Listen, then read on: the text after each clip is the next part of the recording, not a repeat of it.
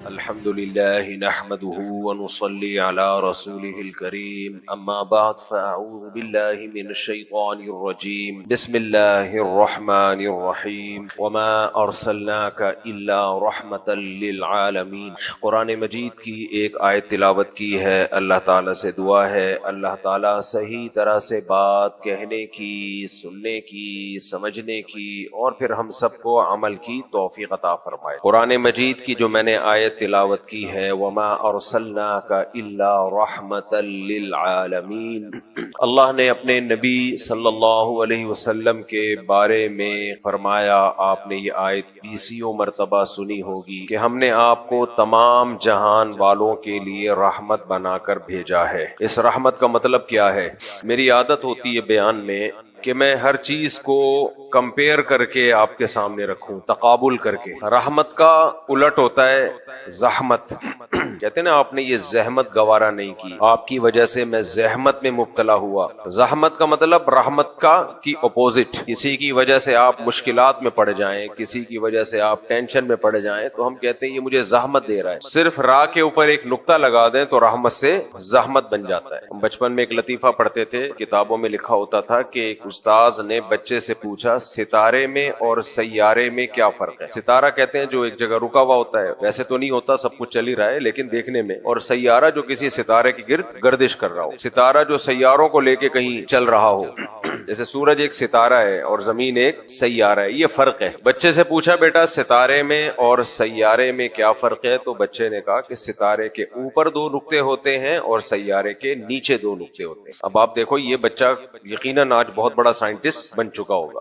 تو رحمت اور زحمت، رحمت کے اوپر ایک نقطہ ڈال دیں کیا بن جائے گی؟ وہ زحمت۔ میری عادت ہے جب بھی میں کسی چیز کو ایکسپلین کرتا ہوں تو اس کے اپوزٹ سے، قرآن نے بھی ایسے ہی ایکسپلین کیا ہے، اور تعرف الاشیاء باضدادها، عربی کا ایک مقولہ ہے، کسی بھی چیز کو سمجھنا ہو تو اس کے مخالفت سے سمجھیں، آپ اس کے الٹ سے سمجھیں۔ آپ نے آئنسٹائن کا نظریہ پڑھا ہوگا نا، نظریہ اضافت، یہ بڑا کام کا نظریہ ہے۔ آئنسٹائن کا نظریہ اضافت کیا ہے؟ ہم کسی بھی چیز کی حقیقت کو نہیں پہچان سکتے کیا ہے، ہم تو کسی چیز کے مقابلے میں اس کو کمپیئر کر کے دیکھ رہے ہوتے ہیں، کمپیئر کر کے دیکھ رہے ہوتے ہیں، اس کے الٹ سے اندازہ لگا رہے ہوتے ہیں۔ مثال کے طور پر ہم کہتے ہیں کہ آج گرمی ہے، بھئی ہمارے لیے گرمی ہے آج، ہو سکتا ہے بہت سے لوگوں کے لیے آج سردی ہو۔ اور آسان مثال دیتا ہوں میں، جب اے سی کی کولنگ کم کرتے ہیں، بڑھاتے ہیں، کسی کو 27 پہ گرمی لگ رہی ہوتی ہے، کسی کو 27 پہ سردی لگ رہی ہوتی ہے۔ اوریجنل میں کیا ہے، سردی ہے یا گرمی ہے؟ کوئی بتا سکتا ہے؟ ہر آدمی اپنے حساب سے بتائے گا کہ میرے حساب سے گرمی ہے، میرے حساب سے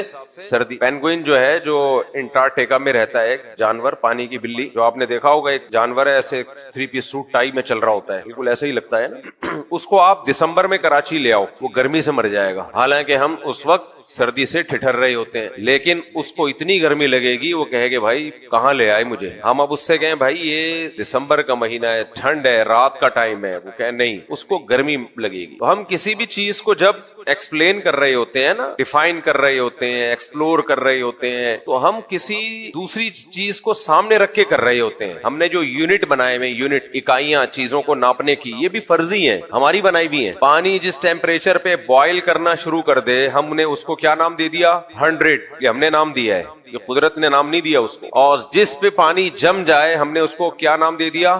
0۔ پانی کو ہم نے معیار بنایا، لیکن یہی معیار آپ پیٹرول کو بنائیں تو پیٹرول کیا 0 پہ 100 پہ بوائل کرے گا؟ اس کا بوائلنگ پوائنٹ بوائل ہی نہیں کرے گا، وہ تو اس کو تو ہوا میں رکھیں گے ویسے ہی اڑ جائے گا، وہ گیس میں تبدیل ہو جائے گا۔ تو یہ سب چیزیں فرضی ہیں۔ اس سے کیا بتانا مقصد ہے؟ یہ سب چیزیں کیا ہیں؟ فرضی۔ قرآن کیا کہتا ہے؟ سبحان الذی خلق الازواج کلها، ہر عیب سے پاک ہے وہ ذات جس نے ہر چیز کو جوڑوں میں بنایا ہے، جوڑوں میں۔ خلق الازواج کلها مما تنبت الارض ومن انفسهم ومما لا يعلمون، نباتات میں بھی جوڑے بنا دیے، انسانوں میں بھی جوڑے بنا دیے، اور وَمِمَّا لَا يَعْلَمُونَ، بہت ساری ایسی چیزوں میں بھی جوڑے ہیں جو تمہیں معلوم نہیں ہے، تم سمجھ رہے ہو کہ یہ سنگل ہیں، حالانکہ وہ پیر ہیں، ان میں بھی جوڑے ہیں۔ آج تو سائنس نے ان رازوں سے جب پردہ اٹھایا ہے تو پتہ چلا کہ بھئی ہر چیز ہی اسی اصول پہ چل رہی ہے، کائنات کا پورا نظام ہی اسی پہ چل رہا ہے، پیئرنگ ہے، جوڑے ہیں، صرف ایک کنوارے چھڑے چھاٹ ہیں جو بغیر جوڑوں کے گھوم رہے ہیں، تبھی ان کے جوڑ خراب ہو رہے ہیں۔ جوڑے نہیں ہے نا تو جوڑے نہ ہونے سے کیا خراب ہو رہا ہے؟ جوڑ پہ اثر پڑ رہا ہے, گھٹنوں کی بیماریاں, مریض. تو اللہ کا تعالیٰ کا بنایا ہوا نظام ہے بھائی, ہر چیز کو دیکھو, ہر چیز کو جوڑوں میں بنایا نا. تو جوڑا کہتے کس کو ہے؟ آپ کی جو بہت اہم پوائنٹ ہے, اللہ کرے اتر جائے دماغ میں. اندھیرے کا جوڑا کیا ہے؟ کس سے ہم کمپیئر کرتے ہیں اندھیرے کو؟ روشنی سے. بہت اہم پوائنٹ کی بات اللہ نے دماغ میں ڈالی ہے. حالانکہ اندھیرے میں اور بھی بہت ساری چیزیں ہوتی ہیں, ہم سوتے ہیں, اور اندھیرے کی اور بہت ساری خاصیتیں ہیں, لیکن اندھیرے کی اصل خاصیت جس سے وہ روشنی کو ممتاز, جس کی وجہ سے وہ ہوتا ہے, وہ ہے اندھیرا ہونا, کچھ نظر نہ آنا. اور لائٹ جس کی وجہ سے لائٹ ڈارکنیس سے یا اندھیرے سے جدا ہوتی ہے, وہ اس کی لائٹنیس اور برائٹنیس ہے. وہ اس کی کیا ہے؟ اس کی لائٹ, اس کا لائٹ ہونا, اس میں روشنی کا ہونا. اس سے یہ پتا چلتا ہے کہ جو اسلام نے کہہ دیا نا کہ مرد عورت کی مشابہت اختیار کرے گا تو حرام, عورت مردوں کی مشابہت اختیار کرے گی تو حرام. وجہ کیا ہے؟ مرد اور عورت جو جوڑے ہیں نا, اس میں کیا چیز ہے؟ مرد طاقت اور قوت کا, مردانگی کا نام ہے, اور عورت نسوانیت, کمزوری. سمجھ میں آ رہی ہے بات؟ اس میں نسوانیت ہو, عورت پن ہو. تو یہ جتنا عورت میں عورت پن ہوگا, مردانگی نہیں ہوگی, اتنی وہ اٹریکٹیو ہوگی, اور جتنے مرد میں مردانگی ہوگی اتنا ہی وہ عورت کے مقابلے میں جوڑا بننے کے لائق ہوگا. تبھی ہم کہتے ہیں ایسی عورت سے شادی کرو جس میں عورت پنا کوٹ کے بھرا ہوا ہو, جس میں عورت پنا. عورت پنا کیا ہوتا ہے؟ گھرداری, بچے پیدا کرنا, بچوں کو پالنا, ماں کی ممتا کا جذبہ, شوہر کے مقابلے میں آواز کو نیچا رکھنا. اور عورتوں سے کہتا ہوں ایسے مرد سے شادی کرو جس میں مردانگی کوٹ کے بھری بھی ہو, بہادر ہو, کانفیڈینس ہو, آواز میں دم ہو, لپسٹک پاؤڈر نہ لگاتا ہو. سمجھ آ رہی بات کی نہیں آ رہی ہے؟ بیوٹی پارلر میں دونوں ہی سج رہے ہیں جا کے. اس کا مطلب یہ کمپیئرنگ اس کو تقریباً اسی جیسا مل رہا ہے, اور وہ مردوں والی ڈریسنگ کر رہی ہے, شوہر کی اطاعت نہیں کر رہی, بچے پیدا نہیں کر رہی, ماں کی ممتا ہی نہیں ہے. کہہ رہی میں نے ابھی لائف کو انجوائے کرنا ہے, میں ابھی مردوں کے شانہ بشانے چل رہے ہیں. جیسے آج کل لبرل انٹیاں خواتین کو الو بنا رہی ہیں, میں نے مردوں کے شانہ بشانہ چلنا ہے, میں کوئی بچے پیدا کرنے کی مشین نہیں ہوں, اور آنکھوں میں آنکھیں ڈال کے بات کرنی ہے, مردوں کی اطاعت نہیں کرنی. اور وہی مردانگی والے بال یہاں تک کرا لینے, پتہ ہی نہیں چل رہا جمشید صاحب ہے یا کوئی خاتون ہے, پتہ ہی نہیں چل رہا. باہر ملکوں میں بوڑھی عورتیں بالکل اتنے سے بال رکھتی ہیں, قابل ترس حالت ہے ان کی. وجہ کیا ہے؟ ان بیچاریوں کے کوئی بال بنانے والا بھی نہیں ہوتا, اس لیے بالوں میں مسائل کھڑے ہوتے ہیں تو وہ مشین پھیر دیتی ہے. وہاں کی بوڑھی عورتیں اور جمشید میں کوئی فرق نظر نہیں آتا. ہماری بوڑھی عورتوں کے تو بچے بال بنا رہے ہوتے ہیں, بیٹیاں, پوتیاں اور بہویں, یہ سب خدمتیں کر رہے ہوتے ہیں. وجہ کیا ہے؟ ان عورتوں میں عورت پنا کم ہو گیا, مردوں سے مشابہت بہت زیادہ ہو گئی. تو وہ جوڑے والا کانسیپٹ ہی ختم ہو گیا بھائی. جوڑے کا ہے, تبھی تو جمشید سے شادی ہو رہی ہے ان ملکوں میں, کیونکہ آہستہ آہستہ یہ ڈفرینس ختم ہوتے ہوتے بالکل ہی بہت سی جگہوں پہ بالکل ہی ختم ہو گیا ہے, اور ہومو سیکسولیٹی کی طرف آ گئے. اس لیے اسلام نے کہا عورت ہی بن کے رہے گی. کیسے رہے گی؟ فل نسوانیت ہو, اس میں وہ زیورات کا استعمال کرے, وہ جائے بیوٹی پارلر, کوئی حرج نہیں ہے, وہ چوڑیاں پہنے, وہ زیور پہنے, یہ اس پہ سوٹ کرتا ہے, وہ ساڑیاں پہنے. اور مرد وہ کیا کرے گا؟ اس میں مردانگی ہونی چاہیے. سمجھتے ہو گے نہیں سمجھتے؟ وہ کریموں پاؤڈروں کا محتاج نہ ہو. آج کل بہت مشکل ہے یہ باتیں سمجھانا. خیر, خواتین کو پسند بھی اسی طرح کے مرد آ رہے ہیں آج کل جو تھوڑے سے زنانے سٹائل والے ہوتے ہیں, کیونکہ فطرت سب کی چینج ہو رہی ہے, فطرت سب کی چینج ہو رہی ہے بھائی. آدمی بنا کرو آدمی. پھر وہی باتیں, ٹاپک چینج ہو رہا ہے. میں آج بہت اچھا ٹاپک لے کے بیٹھا ہوں, میں اسی پہ آ رہا ہوں. یہ بھی ہمارے نبی صلی اللہ علیہ وسلم کا ہم پر احسان ہے کہ آپ نے ہمیں مردوں کو عورتوں کی مشابہت سے اور عورتوں کو مردوں کی مشابہت سے منع کر کے دونوں کی زندگیوں کو فطرت پہ ڈال دیا. تبھی مردوں کو داڑھی رکھنے کا حکم ہے, دونوں کو نیچر پہ ڈال دیا. نیچر پہ چلنے میں سکون ہے, نیچر کی مخالفت میں عذاب ہے, عذاب ہے نیچر کی مخالفت. تو میں یہ عرض کر رہا تھا, اس پوری کائنات کا جو اللہ نے نظام بنایا ہے وہ ہے کمپیئر, مقابل, تقابل. تو جب ہم یہ کہتے ہیں نا وما ارسلناک الا رحمتا للعالمین, ہم نے محمد صلی اللہ علیہ وسلم کو تمام جہان والوں کے لیے رحمت بنایا ہے, یہ بات آپ کی سمجھ میں اس وقت آئے گی جب آپ یہ فرض کر لیں کہ اگر محمد صلی اللہ علیہ وسلم دنیا میں نہ آئے ہوتے تو انسانیت کا کیا حشر نشر ہو چکا ہوتا. سمجھتے ہو گے نہیں سمجھتے ہو؟ نہ آئے ہوتے تو کیا حشر ہوتا. بہت زیادہ ڈیپ میں نہیں جاتا, تھوڑی دیر کے لیے فرض کر لیں ہماری کیا حالت ہوتی, تھوڑی دیر کے لیے فرض کر لیں ہماری کیا حالت ہوتی. مجھے بتاؤ اس مجمع میں کوئی ایک فرد ہوتا جو شراب سے بچتا ہے؟ ساری دنیا میں سب شراب پیتے ہیں، میں اور آپ اگر نہیں پی رہے تو یہ کس کی محنت ہے؟ 1400 سال گزر گئے سید الانبیاء صلی اللہ علیہ وسلم، 1400 سال، اور آپ کی اتنی پاورفل موٹیویشن، جو شراب جو تمام برائیوں کی جڑ اور کتنی بدبودار چیز ہے، شراب پی کے نشہ نہ بھی آتا نا، صرف اس شرابی کے چہرے پہ جو پھٹکار برس رہی ہوتی ہے وہی اس سے نفرت دلانے کے لیے کافی ہے کہ کوئی شریف آدمی یہ کام نہیں کرے گا۔ اس کے چہرے پہ پھٹکار دیکھا تو منہ سے جو رال ٹپک رہی ہوتی ہے اور اس کے قریب سے جو انتہائی غلیظ بدبو آ رہی ہوتی ہے، ہم نے پاکستان میں کبھی مجھے ایسی بدبو نہیں ملی تھی۔ باہر ملکوں میں جب سفر ہوا نا تو اتوار کی نائٹ کو کچھ لوگ لہرا رہے ہوتے ہیں، رقص و سرور کی محفلیں لگائی ہوئی ہوتی ہیں بڑے روڈوں پہ، وہاں تو بہت پڑھے لکھے لوگ بھی کر رہے ہوتے ہیں، تو ان شرابیوں کی رقص و سرور کی روڈ پہ محفلوں کو اور ان کی جو منہ سے بدبو ہے اس کو دیکھ کے پتا چلتا ہے اے اللہ تیرا کتنا بڑا فضل ہے کہ تو نے سید الانبیاء صلی اللہ علیہ وسلم کو ہم میں بھیجا اور آپ نے اس کا مسلم سوسائٹی میں جڑ سے خاتمہ کر دیا۔ وما ارسلناک الا رحمت للعالمین۔ اگر سید الانبیاء صلی اللہ علیہ وسلم نہ ہوتے ہم نماز پڑھتے؟ آج جمعے کی نماز کے لیے صرف ایک نماز کو دیکھ لو، خدا کی قسم دنیا میں کسی مذہب کے پاس اتنی خوبصورت عبادت نہیں ہے، کہیں نہیں ہے۔ یہ صرف نماز نہیں ہے، اس سے پہلے ہم 3 دفعہ دانت صاف کرتے ہیں، کلی کرتے ہیں، 3 دفعہ ناک صاف کرتے ہیں، 3 دفعہ چہرہ، اور جمعے کے دن غسل کرتے ہیں، گھروں کو پاک رکھتے ہیں، گھروں کو صاف رکھتے ہیں۔ کس کی وجہ سے؟ نماز کی وجہ سے۔ آپ کہہ سکتے ہو یہ تو غیر مسلم بھی کرتے ہیں، انگریز بھی کرتے ہیں۔ پہلی بات اس طرح نہیں کرتے جس طرح ہم کرتے ہیں۔ انٹیریئر کا معاملہ ان کا خطرناک ہے، باہر کی دنیا ان کی بہت حسین۔ صفائی جو سید الانبیاء صلی اللہ علیہ وسلم نے ہمیں سکھائی ہے وہ کہاں سے؟ سب سے پہلے انٹیریئر۔ آپ کا سمجھ رہے ہو کہ نہیں سمجھ رہے؟ آج بھی جو سید الانبیاء صلی اللہ علیہ وسلم کو فالو نہیں کرتے باہر سے صاف ہوں گے، اندر کا معاملہ کیا ہے؟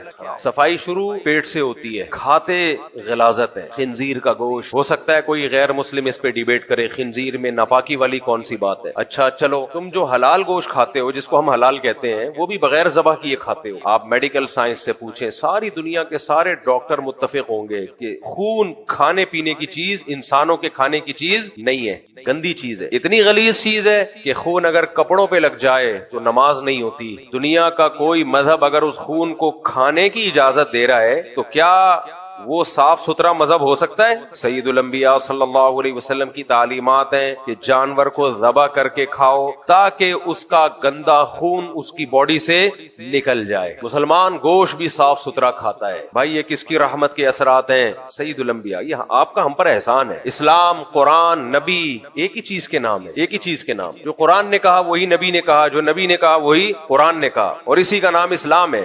لیکن ہمارے نبی صلی اللہ علیہ وسلم کو یہ امتیازی حیثیت حاصل ہے کہ قرآن اللہ کا کلام، اسلام اللہ کا دین، لیکن ٹینشن کس نے اٹھائی ہے دعوت اور تبلیغ کی؟ سید الانبیاء صلی اللہ علیہ وسلم۔ بوجھ کس پر آیا ہے؟ قرآن پہ آیا ہے یا اسلام پہ آیا ہے یا نبی پہ آیا ہے؟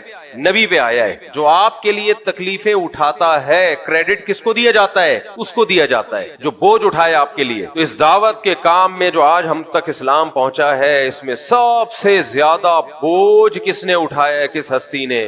سید الانبیاء صلی اللہ علیہ وسلم نے۔ تو میں عرض کر رہا تھا ہمیں جو نبی نے صفائی سکھائی ہے وہ سب سے پہلے وہ صفائی کہاں سے شروع ہوتی ہے؟ اندر سے۔ مسلمان غلاظت نہیں کھاتا۔ دنیا میں آپ تحقیق کر لو سب سے زیادہ پاکیزہ خوراکیں آج بھی مسلمانوں کی ہیں۔ کتے بلی نہیں کھاتے ہم الحمدللہ۔ کراچی میں رہیں گے تو کتے ہمیں کھائیں گے، یہ ایک الگ بات ہے، پھر اس کا اسلام سے کوئی تعلق نہیں ہے۔ تو ہمارے حکمران بھی کھا رہے ہیں ہمیں اور ساتھ ساتھ کراچی کے کتے بھی کھا رہے ہیں۔ چائنا والے بھی حیران ہوتے ہیں، یار دنیا کا واحد ملک ہے، چائنا والوں کو کتا نظر آ جائے چھوڑتے نہیں ہے، وہ کتے پن پہ آ جاتے ہیں فوراً کتے کو دیکھ کے۔ گلگت میں ایک آدھ کتے تھے، وہ ہمارے ایک دوست بیٹھے ہوئے تھے، میں چائے پی رہا تھا کسی ہوٹل میں، تو انہوں نے کہا مفتی صاحب یہ کتا نظر آ رہا ہے نا، کسی چائنیز کو یہ کتا نظر آ گیا نا تو پھر یہ کتا کسی اور کو کبھی قیامت تک کبھی نظر نہیں آئے، فوراً پکڑ لیتے ہیں۔ تو چائنا والے حیران ہوتے ہیں دنیا کا کیسا ملک ہے، ہم کتے کھاتے ہیں اور کتے ان کو کھاتے ہیں۔ خیر آج ہماری خوراکیں پاکیزہ ہیں، اس کی وجہ کیا ہے؟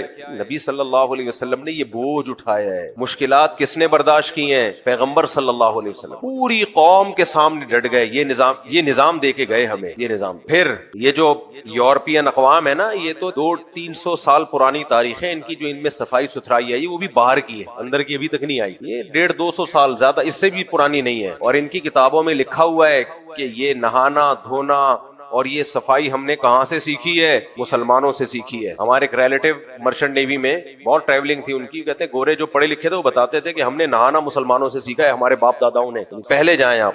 تو میں نے آیت جو قرآن مجید کی پڑھی تھی, وما ارسلناک الا رحمۃ للعالمین, میرے بھائی نبی صلی اللہ علیہ وسلم کا ہم پر احسان کہ ہمیں صاف ستھرا, اگر سید الانبیاء دنیا میں نہ آتے تو آج ہم حلال کھاتے. اسلام نے ہمیں, نبی نے ہمیں بتایا. دیکھو حضرت جعفر طیار رضی اللہ تعالی عنہ نے جب نجاشی کے سامنے تقریر کی نا, تو نجاشی نے پوچھا کہ تمہارے نبی نے تمہیں کیا سکھایا ہے؟ تو ہمارے نبی حضرت جعفر طیار نے کیا فرمایا؟ ہم مردار کھایا کرتے تھے. محمد صلی اللہ علیہ وسلم نے ہمیں بتایا کہ مردار مت کھاؤ. کتنی پاکیزہ تعلیمات. کیا مطلب مردار کھاتے تھے؟ عربوں میں عادت تھی, آج بھی وہ لوگ یہ کام کرتے ہیں. کچرے پہ بکری مری پڑی ہے, اسے لے جا کے کھال اتاری اور کھا گیا. جانور مرا پڑا ہوا ہے, آپ گھر لے گئے, کھا لیا اس. کیا یہ چیز انسان پہ سوٹ کرتی ہے؟ قطعاً سوٹ نہیں کرتی. تو آج دنیا میں سب سے زیادہ پاکیزہ خوراکیں کس کی ہیں؟ مسلمانوں کی. یہ کس کا احسان ہے؟ سید الانبیاء کی. ٹھیک ہے, قرآن نے بیان کیا کہ حلال کھاؤ, لیکن اس بیان پہ جو مشکلات اٹھائی ہیں یہ کس نے اٹھائی ہیں؟ سید الانبیاء صلی اللہ علیہ وسلم نے. اتنی مشکلات اٹھائیں کہ سورہ طٰہٰ نازل ہوئی, ما انزلنا علیک القرآن لتشقی. اے نبی صلی اللہ علیہ وسلم, ہم جو آپ پہ قرآن نازل کر رہے ہیں اس لیے نہیں تھا کہ آپ مصیبت میں پڑ جائیں, کیونکہ آپ مشکلات میں پڑ رہے ہیں. ہماری نیت یہ نہیں ہے. یہ تو دعوت اور تبلیغ کا ایک جزو ہے کہ نصیحت جہاں بھی ہوگی وہاں مشکلات آئیں گی. تو سید الانبیاء صلی اللہ علیہ وسلم کا احسان ہے کہ وہ تمام مشکلات جھیل کے آپ نے ہمیں پاکیزہ خوراک کھانا سکھائی اور ایسا موٹیویٹ کیا, ایسی پاورفل موٹیویشن. 1400 سال گزر گئے, مسلمان دنیا میں جہاں بھی ہوں سب سے پاکیزہ خوراک دنیا میں کون کھاتا ہے؟ مسلمان کھاتے ہیں. آپ ان کے ہوٹلوں میں جائیں, ہوٹل کے قریب سے نہیں گزر سکتے. یہ تو ایک بڑا طویل ٹاپک ہے. دانتوں کی صفائی. غیر مسلموں میں دانت صاف کرنے کا رواج اب آیا ہے اور ہزاروں ڈاکٹروں نے اس کا رواج ڈالا ہے. ایک ڈاکٹر کی رپورٹ پہ انہوں نے دانت صاف کرنا شروع نہیں کیے. جب میڈیکل سائنس نے یورپ میں ترقی کی ہے تو ڈاکٹروں نے کہا کہ بھائی دانت گندے ہوتے, جراثیم جاتے ہیں, یہ ہوتا ہے وہ ہوتا ہے. ورنہ آپ ان کے ماضی کے جو ان کے مشہور لوگ گزرے ان کی آپ سوانے پڑھیں, بہت سو میں دانت صاف کرنے کا رواج ہی نہیں تھا.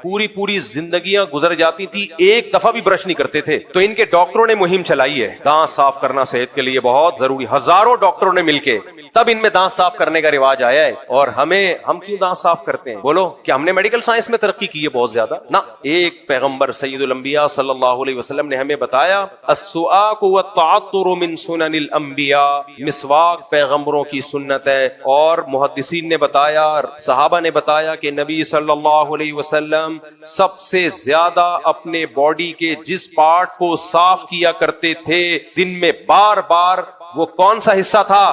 دانت. آپ صلی اللہ علیہ وسلم کے دانت اجلے ہوئے تھے. صحابی کہتے ہیں جب آپ صلی اللہ علیہ وسلم مسکراتے تھے تو ایسا لگتا تھا آپ کے ثنایا سے نور کی کرنیں نکل رہی ہیں. کوئی ڈینٹسٹ نہیں تھے اس وقت. آج کل تو ڈینٹسٹ پالشیں لگا کے سفید کر رہے ہوتے ہیں دانت کو. یہ جو آپ کو جو بڑی مشہور سیلیبریٹیز ہیں نا, ان کے ایسے چمکتے ہوئے دانت نظر آ رہے ہوتے ہیں, تو یہ چمکتے ہوئے نہیں ہوتے ہیں, یہ ڈاکٹروں نے کیا کیا ہوا ہوتا ہے. درجنوں میں کسی ایک کے نیچرل بھی ہوتے ہیں, یہ سب ڈاکٹروں کے کمالات ہیں. ڈاکٹر کے اپنے نہیں اتنے چمک رہے ہوتے جتنے ان کے چمک رہے ہوتے ہیں, چند ایک ہوتے ہیں ان میں. تو آج ہم دانت صاف کرتے ہیں, تو یہ کس کا احسان ہے ہمارے اوپر؟ محمد صلی اللہ علیہ وسلم. تبھی اللہ کہتے ہیں آپ تمام جہان والوں کے لیے رحمت. پھر غسل, باڈی کی صفائی. اگر سید الانبیاء صلی اللہ علیہ وسلم دنیا میں نہ آتے, اسلام اور مسلمان تو دور کی بات, پوری دنیا میں نہانے کا رواج نہ ہوتا. یہ تو میں نے بتایا, غیر مسلم جو انگریز ہیں وہ اعتراف کرتے ہیں ہمیں نہانا کس نے سکھایا ہے؟ مسلمانوں نے سکھایا. آج بھی یورپ کے بعض ممالک ایسے ہیں, میں ان ملکوں کا نام نہیں لیتا. ہمارے ایک ریلیٹو گئے, کہتے ہیں مجھے یورپ کے کنٹری کا پتا چلا, وہ بہت نفیس قوم ہے, بہت صاف ستھرے اور خوشبودار قوم ہے. کہتے جب میں وہاں گیا تو پتا چلا کہ ان سے زیادہ بدبودار قوم دنیا میں کوئی بھی نہیں. اور ان کی خوشبوئیں مشہور اس لیے کہ ان کی بدبوئیں بہت مشہور ہیں. ان بدبوؤں کو چھپانے کے لیے ضرورت ایجاد کی ماں ہے نا, کیا خیال؟ تو ان کی بدبوؤں کے بھبوکے اتنے دنیا میں مشہور تھے کہ اس کو چھپانے کے لیے پھر اس میں جو خوشبوؤں کی صنعت نے ترقی کی ہے. تو یہ طبیعت میں نفاست کی وجہ سے نہیں, یہ بدبو کی وجہ. آپ کے گھر میں جب بدبو آ رہی ہوتی ہے اور ختم نہیں ہوتی, ختم کرنے کا طریقہ ہے بیت الخلا میں پانی بہا دو میرے بھائی, نہا لو تاکہ بغلوں کی بدبو ختم ہو جائے. آپ نہا نہیں رہے, آپ مہمانوں سے بدبو چھپانے کے لیے خوشبوؤں کے स्प्रे मार रहे हो, कब तक छुपोगे पेड़ों की आड़ में, कभी तो मिलोगे लुंडा बाजार में, एक दिन वो बदबू पकड़ी जाएगी। आज मुसलमानों में सफाई क्यों है? ये इस्लाम है भाई। मैंने गैर मुस्लिम को देखा, सब गैर मुस्लिम ऐसे नहीं होते, किसी गैर मुस्लिम का मजाक उड़ाना मकसद नहीं है, लेकिन अगर कोई गैर मुस्लिम ऐसा होता है जैसा मैं बता रहा हूँ तो सिर्फ इस्लाम ना होने की वजह से होता है, इसके पास इस्लाम नहीं। मैं कंट्री में था बाहर, बड़ा साफ सुथरा मुल्क, बड़ा नीट क्लीन, हम जूतों की दुकान पे गए, मैंने कहा यार जरा, उन्होंने दो बंदों ने बनियान पहने हुए थे, दो मुलाजिम थे बनियान पहने हुए थे, मैंने कहा कि यार वो जरा ऊपर वाले शूज निकाल के दिखाएं, जॉगिंग के लिए शूज चाहिए थे मुझे। जब उन्होंने यूं किया है ना, दोनों ने, या तो एक होता है ना गलती से रह गया, बाज दफा होता है यार टाइम नहीं मिला, कुछ यहाँ मुसलमानों की रिपोर्टें भी इसी किस्म की हैं, ये तो अल्लाह ने छुपाया हुआ है, बस बाकियों के हालात अल्लाह जानता है, बाकियों का मतलब बाकी चीजों के, खैर मैं ज्यादा डेप्थ में नहीं जा सकता ना। तो जब उन्होंने यूं किया तो मेरी जब नजर पड़ी है, वो तस्वुर आज तक मेरे ज़हन में, रात को सोता हूँ मेरी नींद उड़ जाती है, वो मैं अपना दिमाग हटाता हूँ वहां से। मैंने कहा यार साउथ अफ्रीका का जंगल भी मैंने देखा है, अमेज़न का जंगल अब तक नहीं देख पाया लेकिन वीडियो में देखा है, ऐसा जंगल मैंने इस कायनात में आज तक, ये कैसे रहता होगा, कितनी बदबू आती होगी इसमें। गोरा ही था वो, अगर वो मुस्लिम होता ये कंडीशन ना हो। तो ये तो अब वो लोग आए हमें देख देख के, अब उनके यहाँ वॉशरूम में शावर का इंतजाम भी शुरू हो गया। जापान में तो सब जगह पानी का इंतजाम बैतुल खलाओं में हो गया है। ये किसने रिवाज डाला है? मुसलमानों ने। लेकिन ये दुनिया भूल जाएगी कि ये सीखा इन्होंने कहां से है? मुसलमानों से सीखा है। कुछ दिनों में लोग कहेंगे मुसलमानों ने इनसे सीखा है। ना ना ना ना ना, जब ये रिवाज पड़ जाएगा ना तो इनकी किताबों में लिखा होगा मुसलमान पानी इस्तेमाल नहीं करते थे, अंग्रेजों से सीखा है, क्योंकि अंग्रेज साफ सुथरे होते हैं। लेकिन जो तारीख दान है वो क्या कहेंगे कि बैतुल खला में पानी का इस्तेमाल गैर मुस्लिमों ने किससे सीखा है? मुसलमानों से सीखा है। ये तो सफाई सुथराई की बात। लिबास देखो, कुरान में जो सबसे पहला हुक्म नाजिल हुआ है ना, हुक्म वसियाबका फतहिर, ए नबी अपने लिबास को पाक रखिए। उस वक्त से नबी ने उम्मत को हुक्म दिया कि अपने लिबास को पाक रखो। और जब लिबास को पाक रखने का हुक्म है तो बॉडी को पाक रखने का हुक्म उससे भी ज्यादा है। ये तो एक टॉपिक है, नबी की सीरत का सिर्फ एक हिस्सा है, एक पार्ट। आगे चलते हैं हम, जल्दी जल्दी मैं इस बात को समेटता हूं। आज सबसे खूबसूरत खानदानी निजाम पूरी दुनिया में देखा जाए तो किसका है? मुसलमान। बात क्यों है ये? इसलिए कि रिश्ते, उनकी वैल्यू सैयदुल अंबिया सल्लल्लाहु अलैहि वसल्लम ने बताई। माँ का हक हुस्ने अखलाक में बाप से 3 गुना ज्यादा, ये किसने बताया? मोहम्मद सल्लल्लाहु अलैहि वसल्लम। माओं पर सबसे बड़ा एहसान किसका है?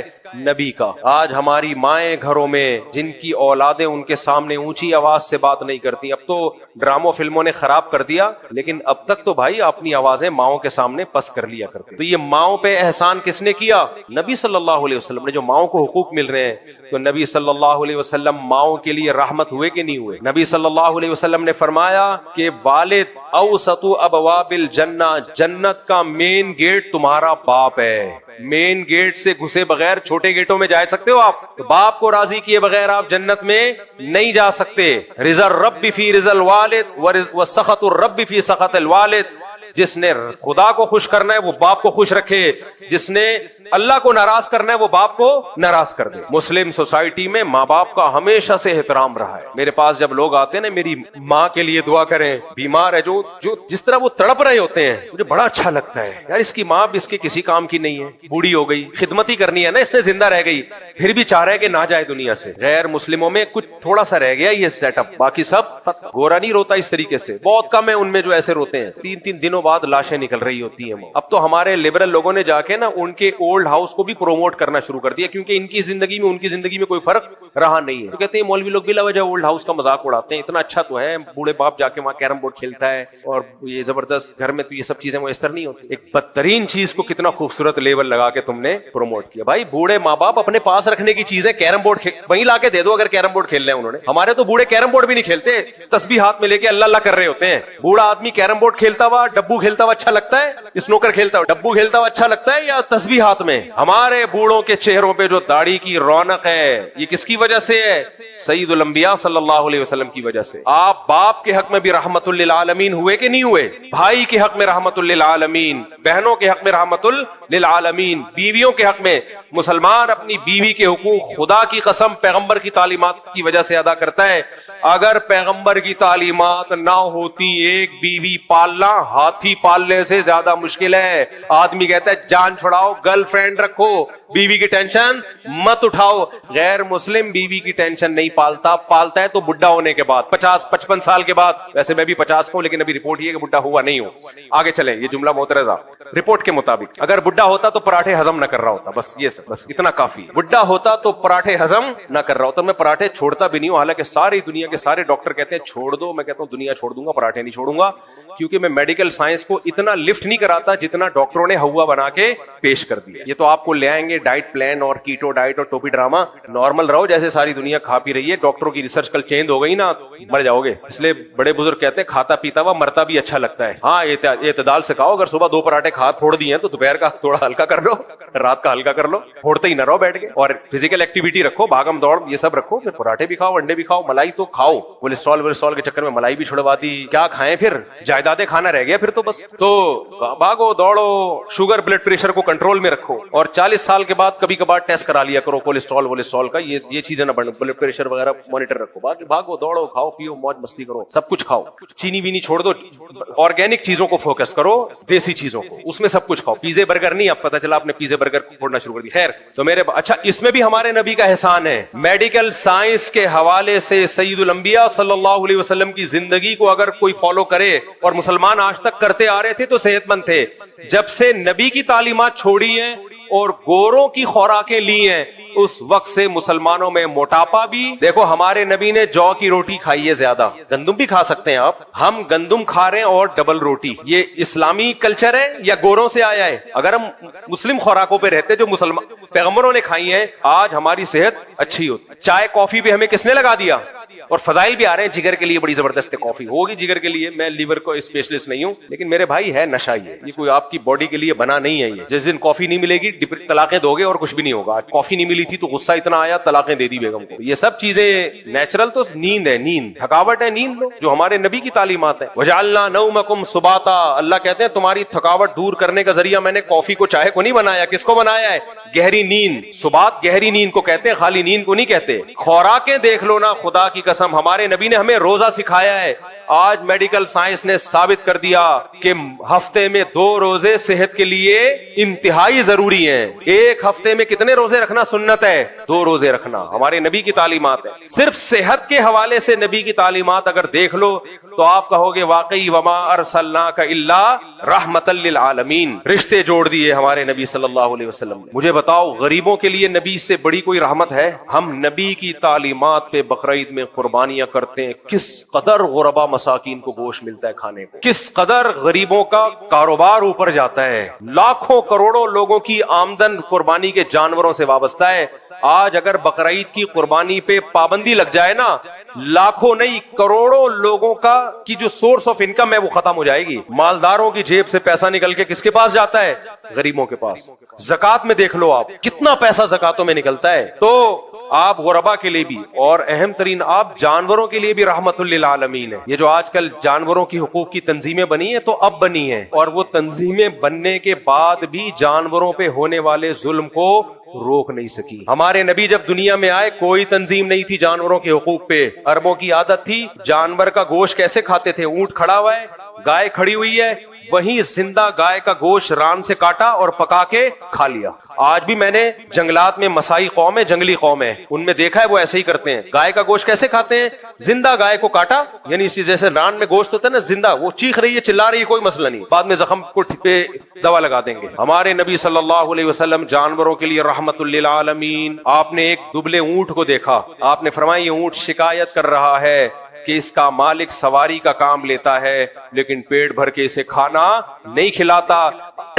آپ نے فرمایا حدیث کا مفہوم, تم سے قیامت کے دن جانوروں کے بارے میں بھی سوال کیا جائے گا. ہمارے نبی نے بتایا کہ ایک پیغمبر کو چیونٹی نے کاٹا, صحیح مسلم کی حدیث ہے. ان پیغمبر نے ساری چیونٹیاں جلا دیں تو اللہ نے وہی نازل کی کہ کاٹا ایک نے تھا, آپ نے باقیوں سے انتقام کیوں لیا. جس پیغمبر کی یہ تعلیمات ہو کہ بلا وجہ چیونٹی مارنے کی اجازت نہ دے رہے ہوں, اسی پیغمبر کی امتیوں کو انہوں نے دہشت گرد قرار دے دیا کہ مسلمان کیا ہوتے ہیں؟ دہشت نہیں آ رہی میرے, یہ دہشت گرد ہوتے ہیں. مسلمان دہشت گرد ہوتے ہیں ظالم کے لیے, کیونکہ ہمارے نبی نے بتایا کہ ظالم سے لڑنا یہ رحمت ہے مظلوم کے لیے. سمجھ رہے ہو, ایک ظالم مظلوم کو پیٹ رہا ہے اور آپ رحمت بنے ہوئے ہو ظالم کے لیے. آپ بولے میں چونکہ رحمت ہوں لہذا میں کسی کو کچھ نہیں کہوں گا, میں بہت نیک ہوں. آپ نیک ہو گے ظالم کہلاؤ گے, اب ظالم کہلاؤ. رحمت کا تقاضا یہ کہ اس ظالم کے بازو کو پکڑو.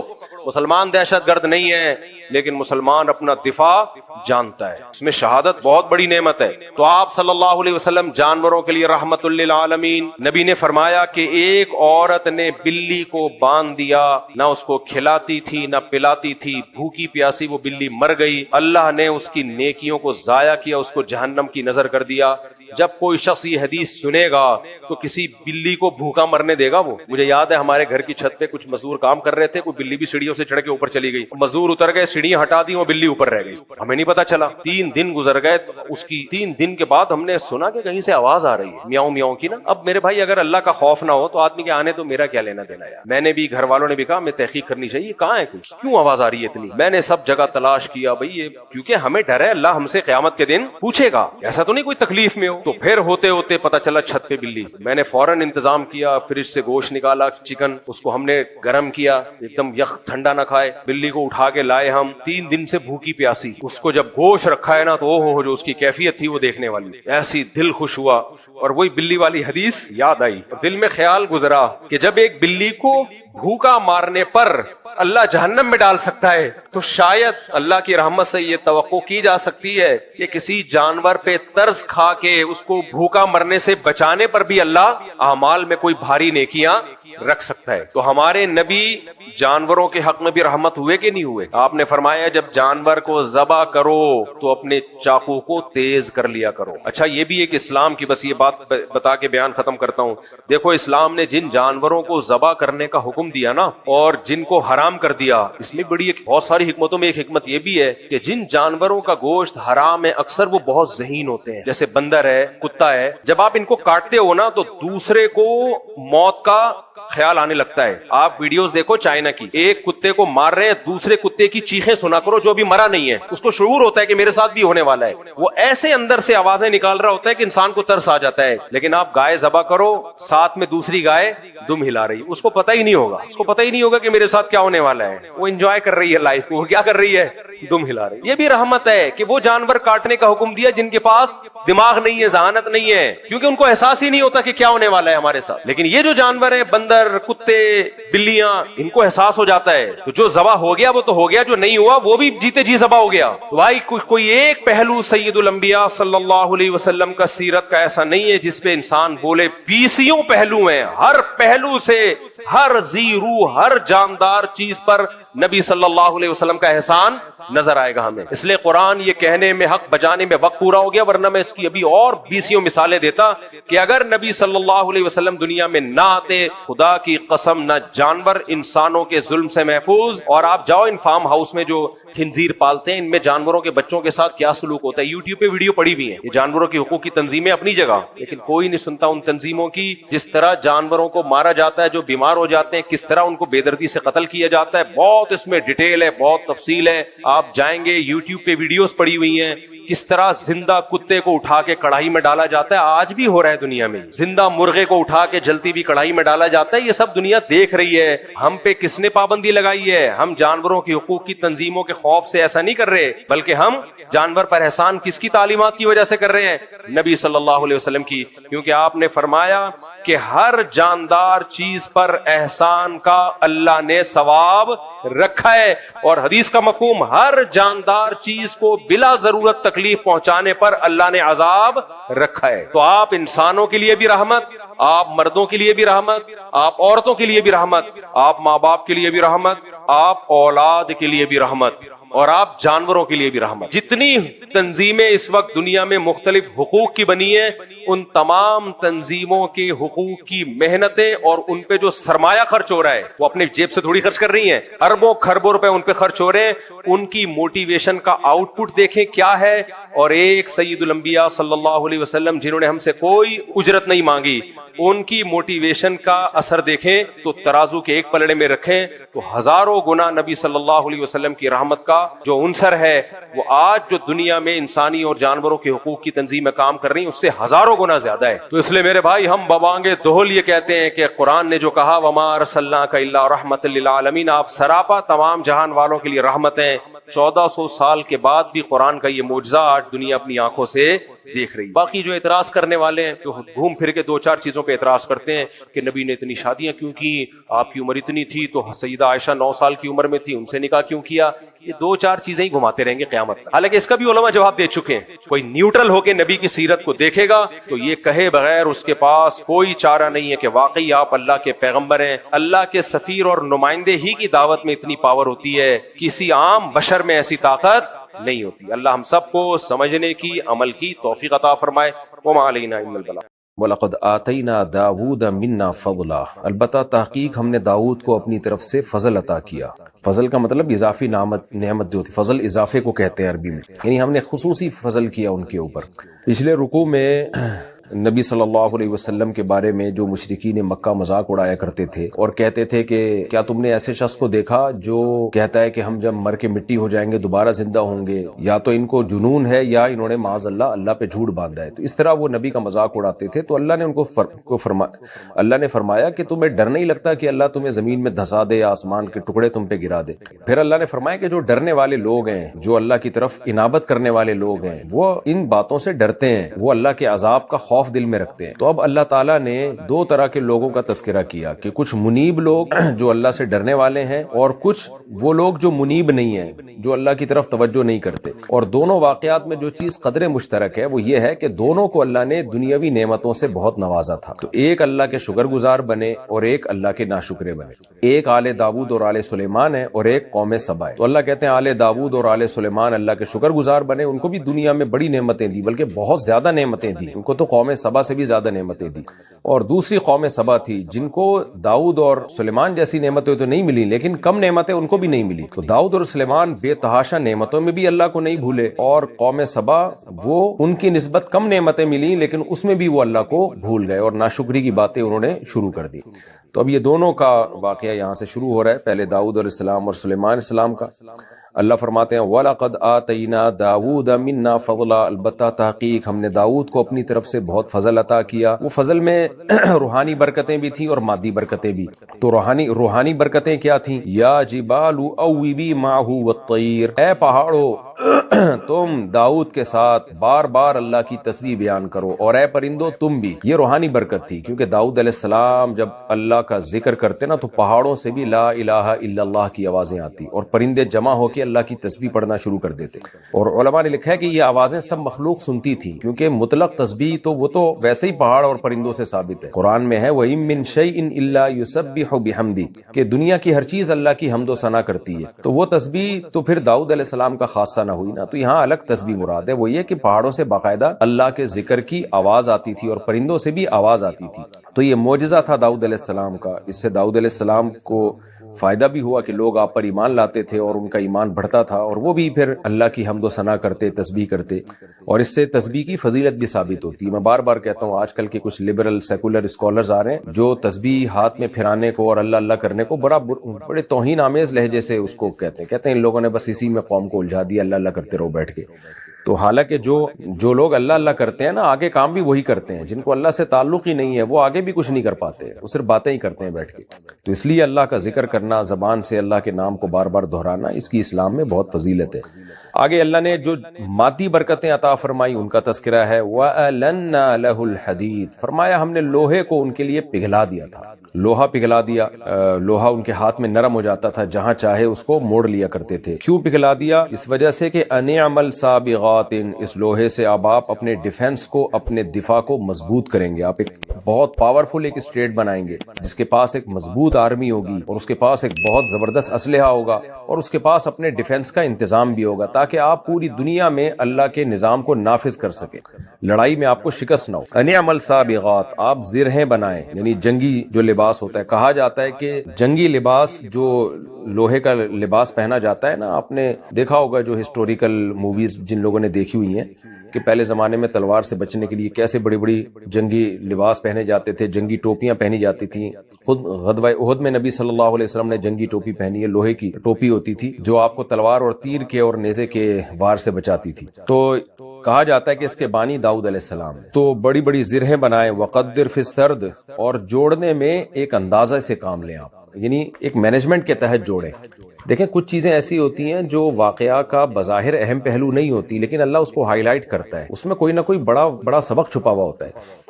اتنا کہہ دینا کافی تھا کہ آپ زرہیں بنائیں. ظاہر ہے جب ہم زرہیں بنائیں گے، جنگی لباس پہنائیں گے، تو ان کو سینا بھی تو پرونا بھی تو پڑے گا نا، کڑیوں سے جوڑنا پڑے گا تاکہ موویبل ہو، وہ آسانی سے آپ کی باڈی کے ساتھ ایڈجسٹ ہو جائیں. لیکن اللہ نے الگ سے اس کا تذکرہ کیا کہ اس کے جوڑ میں انداز، یعنی اندازے کا مطلب یہ نہیں کہ اندازے سے کام لیں جس کو اردو میں کہا جاتا ہے اندازہ، بلکہ قدر کا مطلب باقاعدہ مینجمنٹ ہونی چاہیے. تقدیر عربی میں مینجمنٹ کو کہتے ہیں. آڑی ترچھی کڑیاں نہیں ہونی چاہیے، ایک خاص اندازے کے تحت جو جس کے قد کے لحاظ سے جو زرہ بنائی جا رہی ہے تو اسی کے زرہ کے لحاظ سے وہ کڑیاں بہت ہی سوٹیبل ہونی چاہیے کہ کتنی موٹی ہوں، کتنی ان کی لمبائی ہو، اور کتنی وہ کرو ہوں اور کس دھاس سے بنائی جائیں وہ، اور کتنا ان کو فولڈ کیا جائے، اور ہر لحاظ سے، تاکہ بہت ہی آرام دہ لباس بن سکے. تو یہ اللہ کیوں بتا رہے ہیں؟ اس لیے کہ اللہ تعالیٰ کو ہر چیز میں مینجمنٹ پسند ہے. کوئی بھی کام جب آپ کریں تو ایکسیلنسی کے ساتھ کریں، اور جنگ میں ڈسپلن کی اور ایکسیلنسی کی فوج میں بہت زیادہ ضرورت ہوتی ہے.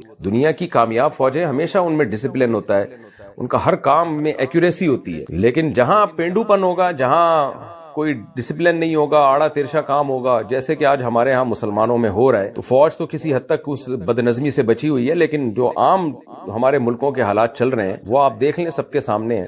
تو اس سے قومیں ترقی سے رک جاتی ہیں. جاپان میں گیا تو میں نے وہاں دیکھا ان لوگوں میں کہ کس طرح ان لوگوں میں ڈسپلن ہے، اور جس چیز کو بھی وہ بناتے ہیں تو بہت ہی اس میں ایکوریسی پیدا کرنے کی کوشش کرتے ہیں، کام کو ٹرخاتے نہیں. تو اس آیت کا حاصل یہ ہوا کہ داؤد علیہ السلام سے اللہ کہہ رہے ہیں زرہیں بنائیں، لیکن اس میں جان چھڑانے والی کیفیت نہیں ہونی چاہیے کہ آپ ایک جنگی لباس بنا رہے ہیں، آپ ایک اسلحہ بنا رہے ہیں تو جان چھڑانے والا کام نہیں ہونا چاہیے جیسے کہ ہمارے یہاں ہوتا ہے. کوئی بھی کام ہو پوری توجہ کے ساتھ، تو خاص طور پہ ڈیفنس میں تو بہت زیادہ توجہ کی ضرورت ہوتی ہے. تو اللہ کو وہ لوگ پسند نہیں ہے جو کوئی بھی کام کرتے ہیں ٹرخانے کے ساتھ کرتے ہیں. جیسے کہ ہماری قوم میں یہ بیماری پھیل گئی ہے، کسی آپ مزدور کو کوئی کام دے دیں تو وہ آپ سر پہ کھڑے ہو کر کام کروائیں گے تو شاید کو صحیح کر لیں، ورنہ کوئی بھی کام وہ ڈھنگ سے نہیں کرے گا. سیمنٹ بجری کو ملائے گا تو پانی صحیح نہیں اس میں حل کرے گا، سیمنٹ کم کر دے گا، بجری زیادہ کر دے گا، کوئی مینجمنٹ نہیں ہوتی ہے. تو درزی کو آپ کپڑے سینے کے لیے دے دیں، وہ آڑے ترچھے سی کے رکھ دے گا، وہ بھی کوئی محنت سے اور فوکس کر کے کام نہیں کرتا. کوئی بھی کام جب آپ کرتے ہیں تو یہی ہو رہا ہے ہماری سوسائٹی میں. کوئی ریسرچ کرتے ہیں تو اس میں جان نہیں کھپاتے، ادھوری تحقیقات لوگوں کے سامنے ڈال دیتے ہیں، پھر اس میں گمراہ کرتے ہیں. کہیں کوئی سیاسی تجزیہ کرنا، اس میں بھی کوئی محنت نہیں کرتے، بس چند ادھر کی صحافیوں کو سنا، کچھ ادھر کو سنا، اور ایک تجزیہ لوگوں کے سامنے پیش کر دیتے ہیں. تو اس لیے اللہ نے فرمایا کہ اللہ تعالیٰ کو ہر چیز میں جو ہے نا وہ ایکسیلنسی پسند ہے. کوئی بھی کام جب آپ کریں تو پوری توجہ کے ساتھ کریں. تو وقدر فی السرد، اے داؤد آپ ان کڑیوں کو جوڑنے میں خوب مینجمنٹ سے کام لیں. وَعْمَلُوا صَالِحًا، اور عمل بھی آپ اچھا کریں. انی بما تعملون بصیر، میں تمہارے اعمال سے باخبر ہوں، دیکھ رہا ہوں کہ کیا کر رہے ہو. اس سے دیکھیں یہ بھی پتہ چلتا ہے کہ داؤد علیہ السلام اللہ کے پیغمبر بھی تھے اور کتنے پاورفل تھے، ان کی خلافت بھی قائم ہوئی، لیکن پھر بھی ڈیفنس پہ اللہ تعالیٰ ان کو کیسے ترغیبات دے رہا ہے کہ لوہے کی زرہیں بنانی ہے اور پھر اسلحہ بنانا ہے، اور بہت ہی یعنی جو آپ کے بس میں ہے وہ چھوڑنا نہیں ہے، پھر آسمان سے اللہ کی مدد آئے گی. ہم اسباب اختیار کرتے نہیں ہیں اور اللہ پہ اعتماد اور توکل کر کے پوری قوموں کو جو ہے وہ دشمن کی بھینٹ چڑھا دیتے ہیں، اور پوری قوموں کو کے مستقبل کو ہم تباہ کر دیتے ہیں. ولی سلیمان الریح، اور اللہ فرماتے ہیں ہم نے سلیمان کے لیے ہوا کو مسخر کر دیا تاکہ سفر آسان ہو جائے. سفر بھی اللہ کی نعمتوں میں سے بہت بڑی نعمت ہے. سفر کامیابی کے دروازے کھولتا ہے، تجارت کے دروازے کھولتا ہے، آپ کو بہت کچھ سیکھنے کا موقع ملتا ہے. اس لیے قرآن میں سفر کو بھی ایک نعمت کے طور پہ بیان کیا گیا. آگے قوم سبا کے بارے میں بھی آتا ہے کہ ہم نے ان کے لیے سفروں کو آسان کر دیا تھا، کیونکہ سفر آسان ہونے سے بہت کچھ انسان کو سیکھنے کو ملتا ہے. ولی سلیمان الریح، اور ہم نے سلیمان کے لیے ہوا کو مسخر کر دیا. ایسی ہوا تھی کہ غدوها، اس ہوا کی ایک صبح ایک مہینے کے برابر تھی، یعنی ایک مہینے کا سفر وہ ہوا ایک صبح یعنی ایک صبح کو گزرنے میں جتنا ٹائم لگتا ہے 1-2 گھنٹے لگتے ہوں گے، تو وہ مہینوں کا سفر ہوا ان کا تخت اٹھا کے لے جایا کرتی تھی دوسرے ملکوں میں، دوسرے شہروں میں۔ وَرَوَاحُهَا شَهْرٌ، اس ہوا کی ایک شام بھی 1 مہینے کے برابر تھی۔ وَأَصَلْنَا لَهُ عَيْنَ الْقِطْرِ، اور جیسے داؤد علیہ السلام کے لیے لوہا نرم کیا تھا تو ہم نے تانبا جو ہے وہ سلیمان علیہ السلام کے لیے اس کا چشمہ چلا دیا۔ اس کی تفصیل قرآن میں نہیں ہے، بظاہر یہی ہے کہ سلیمان علیہ السلام جیسے پانی کے چشمے ابلتے ہیں، دریافت ہو جاتے ہیں، تو ایسے ہی ان کے لیے تانبے کا جو ہے چشمہ ابل پڑا تھا، گرم چشمہ، تاکہ وہ پگھلا ہوا تانبا پہلے سے مل جائے ان کو، تاکہ تانبے کو پگھلانا نہ پڑے۔ تو کیونکہ تانبا زمین سے نکلتا ہے ٹھوس کنڈیشن میں، تو کہیں کھدائی ہوئی ہوگی سلیمان السلام کے دور میں، کوشش کی ہوگی انہوں نے، تو اللہ نے کوئی ایسا چشمہ دریافت کروا دیا کہ وہاں پگھلا ہوا تانبا، یعنی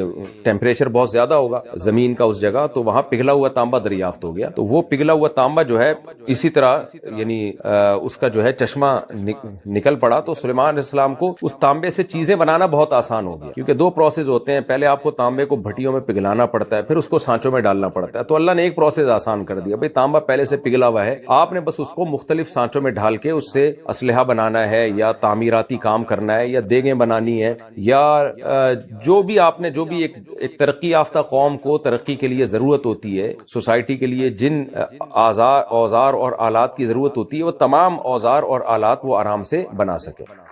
فرمایا وَمِنَ الْجِنِّ، اور جنات میں سے بھی ہم نے بعض کو مسخر کیا۔ اس سے پتہ چلتا ہے سارے جنات مسخر نہیں تھے، اور اگر سارے مسخر بھی تھے تو کام میں سب کو نہیں لگایا تھا انہوں نے۔ جن بھی ایسے تھے مَن يَعْمَلُ بَيْنَ يَدَيْهِ، جو ان کے سامنے، ان کی نگاہوں کے سامنے کام کرتے رہتے تھے، بِإِذْنِ رَبِّهِ، اپنے رب کے حکم سے، یعنی اللہ نے ان کو سلیمان کے تابع بنا دیا تھا۔ اور آج عاملین کہتے ہیں ہم نے جن کو اپنے قابو میں لے لیا ہے، تو وہاں بھی اللہ کہہ رہے ہیں میں نے جن کو سلیمان کے قابو میں دیا۔ تو جب سلیمان علیہ السلام نے خود سے قابو میں نہیں کیا تو یہ آج کل کے عاملین کہاں سے جنات کو قابو میں کر سکتے ہیں۔ وَمَن يَزِغْ مِنْهُمْ عَنْ أَمْرِنَا، اور ہم نے یہ اعلان کیا ہوا تھا کہ جو جن بھی ہمارے حکم سے اعراض کرے گا، یعنی سلیمان کی اطاعت نہیں کرے گا، نُذِقْهُ مِنْ عَذَابِ السَّعِيرِ، آخرت میں اس کو بھڑکتی ہوئی آگ میں داخل کریں گے، یعنی اس کو اس کی مذہبی ذمہ داری تھی کہ وہ سلیمان علیہ السلام کی اطاعت کرے۔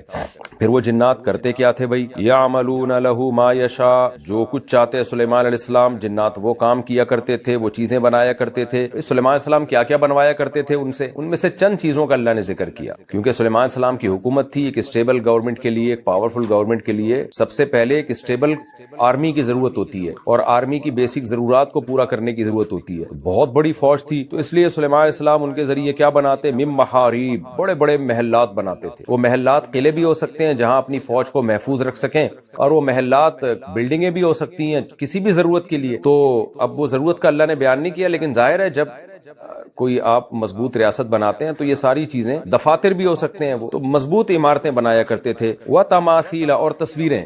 اب تمثال کا لفظ مطلق تصویر کو کہتے ہیں، کسی بھی چیز کو دیکھ کے جب آپ کاپی کر کے اس جیسی شبیہ بناتے ہیں اس کو تمثال کہتے ہیں، چاہے وہ جسم والی ہو یا دیوار پر ہو۔ تو اب بعض حضرات اس طرف گئے ہیں کہ یہ جاندار تصویر تھی، بعض اس طرف گئے ہیں بے جان تصویر تھی۔ تو خوب سمجھ لیں کہ تمثال جاندار تصویر کو نہیں کہتے، مطلق تصویر کو کہتے ہیں، چاہے وہ جاندار کے چہرے کی ہو یا بے جان چیزوں کی ہو۔ تو یہ جو بعض لوگوں نے اس سے استدلال کیا نا کہ تصویر سازی اسلام میں جائز ہے، یہ استدلال بالکل غلط ہے، اس لیے کہ تمثال کا اطلاق مطلق تصویر پر ہوتا ہے، تو اس میں جاندار کی تصویر بھی داخل ہو سکتی ہے، بے جان بھی۔ تو ہمیں حدیث سے پتہ چلتا ہے کہ تصویر حرام ہے، تو اس سے پتہ چلتا ہے کہ یہ تصویر ظاہر سلیمان علیہ السلام حرام کام کیوں کریں گے، تو اس سے پتہ چلتا ہے کہ بے جان چیزوں کی تصویریں تھیں۔ اس کا مقصد کیا ہوتا تھا؟ کسی چیز میں خوبصورتی پیدا کرنا، حسن پیدا کرنا، یعنی زینت بھی اسلام میں جائز ہے نا۔ تو ایسی تصویریں بنایا کرتے تھے درختوں کی اور مختلف یادگار کی طور پہ کوئی تصویریں ہوتی ہوں گی، وہ تصویریں بنایا کرتے تھے۔ اس میں کیا حکمت تھی قرآن نے بیان نہیں کیا۔ زینت بھی مقصود ہو سکتی ہے،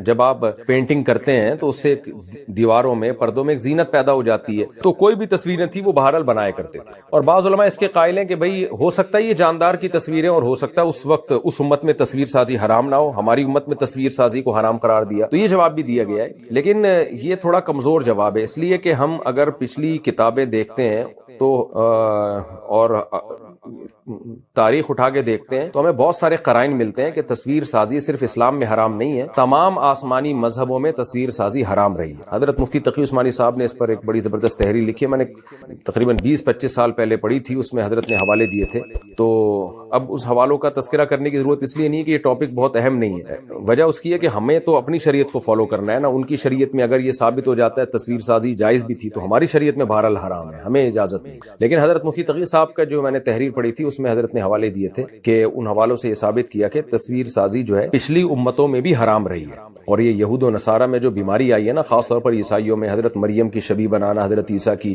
اور اس طرح کے بت بنانا، یہ انہوں نے اپنے مذہب سے بغاوت کی ہے، یعنی مذہب کی مخالفت کی ہے. تو تصویر سازی، جاندار کی تصویر بنانا، یہ ہر مذہب میں حرام رہا ہے، یعنی آسمانی مذاہب میں.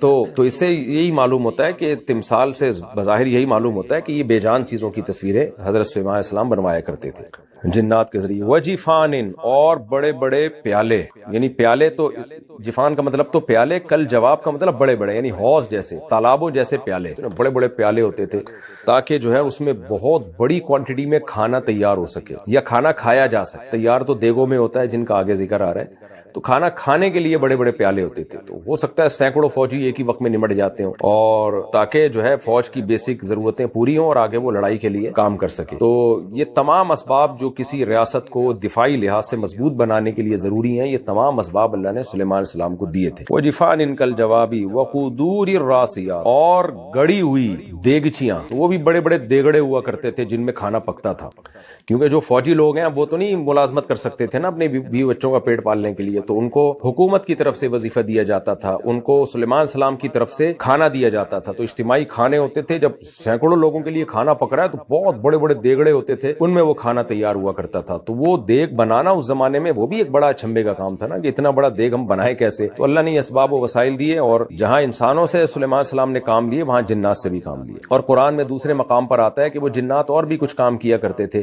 سمندر کی تہ میں غوطے لگاتے اور ہیرے جواہرات نکال کے لاتے. وہ ہیرے جواہرات بڑے مہنگے بکا کرتے تھے، وہ اکنامیکلی بھی سلیمان علیہ السلام کی اسٹیٹ کو مضبوط کرنے کا ذریعہ بن رہے تھے. اور تبھی تو سلیمان علیہ السلام نے ملکہ سبا کو جب اپنا تخت دکھایا تو وہ حیران ہو گئی نا کہ اتنے ہیرے جواہرات کہاں سے آئے جو بڑی مالیت کے ہوا کرتے تھے. تو یہ کام بھی جنات کیا کرتے تھے، اور بہت سارے کام تھے جنات کے.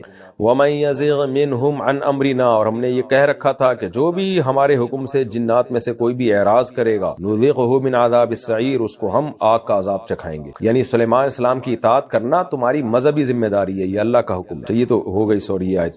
تو اللہ فرماتے ہیں وقدور الراسیات، اور جمی ہوئی دیگیں، اعملوا علی داؤد شکرا، اور ہم نے داؤد سے کہا اے داؤد کے خاندان والو اللہ کا شکر ادا کرو. کیوں؟